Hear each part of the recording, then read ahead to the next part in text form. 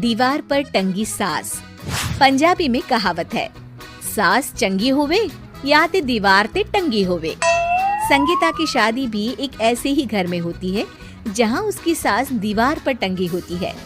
ससुर और पति शादी के पहले दिन उसे सास के फोटो के सामने ले जाते हैं, जहां ससुर जी कहते हैं, बेटा संगीता, ये तुम्हारी सास थी, बहुत नेक और भली, लेकिन थोड़ी गुस्सैल थी।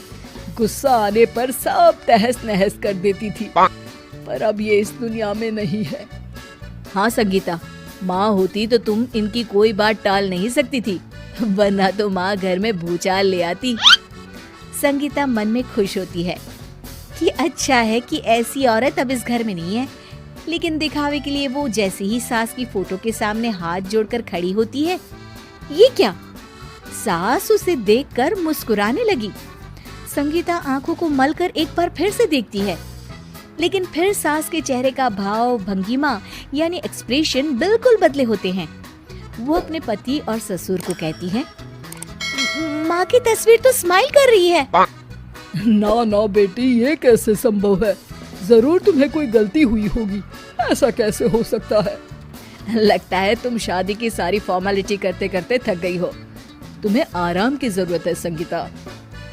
खैर, सारे संगीता की बात को इग्नोर कर कमरे में चले जाते हैं। वैसे सास की फोटो पर एक्सप्रेशन एक के बाद एक बदलते ही रहते हैं। सुबह होती है, पति और ससुर को काम पर भेजकर संगीता कमरे की सफाई करने में लग जाती है कि तभी उसे आवाज आती है, टेबल ठीक से साफ करो। ऐसे भी कोई टेबल साफ करता है? इससे अच्छा तो ये गंदा ही था। किसी औरत की आवाज सुन संगीता दंग रह जाती है और सोचने लगती है कि आवाज कहाँ से आई। आवाज को नजरअंदाज कर वो फिर से अपना काम करना शुरू करती है, लेकिन इस बार तो आवाज बिल्कुल उसके कान के पास से आती है। मेरा घर है ये, जब तक मैं थी चमका कर रखती थी, हर एक चीज शीशे की तरह थी। तुम्हें तो ना सफाई आती है ना कुछ पता है। क्यों तुम्हें मेरे घर की जिम्मेदारी दे दी गई है? पता नहीं तुम में मेरे बेटे को क्या दिखाई दिया। मैं होती तो एक से बढ़कर एक लड़कियों की लाइन लगा देती। अब संगीता को समझने में देर नहीं लगी कि ये आवाज किसी और की नहीं बल्कि उसकी सास की है, जो दीवार पर टंगी है। वो उसके पास जाती है और कहती है, नमस्ते सासू माँ, मुझे तो कल ही लग रहा था कि दीवार में कुछ काला है।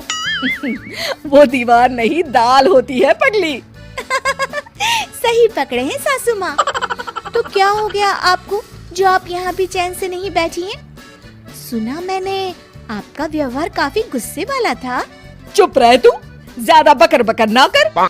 घर का काम करना तो आता नहीं, आई है मुझसे बहस करने। हाँ देखिए सासू माँ, मैं आपसे साफ साफ कह देती हूँ, मुझसे पंगा लेने की कोशिश मत करिएगा।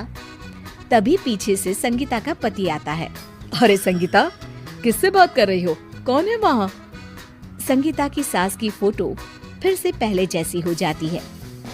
आपकी माँ से कह रही थी कि मुझे काम करना आता। अरे संगीता, माना सास के ताने हर बहू को अच्छे लगते हैं, लेकिन यहाँ तो माँ है ही नहीं, तुम तो फोटो से ही। तुम भी लाजवाब हो संगीता। किसी को विश्वास नहीं होता कि संगीता अपनी मरी हुई सास की फोटो से बात करती है।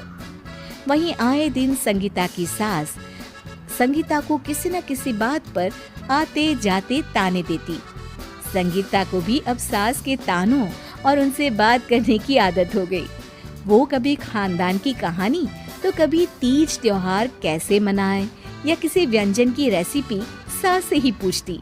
सारा दिन घर में अकेली संगीता की सास अब उसके लिए तानों के साथ पक्की साथी की तरह भी रहने लगी थी, जो किसी और को नहीं बल्कि संगीता को ही सुनाई देती। तो देखा आपने, सास बहू का रिश्ता हर रिश्ते से ऊपर होता है, फिर चाहे वो खट्टा हो या मीठा।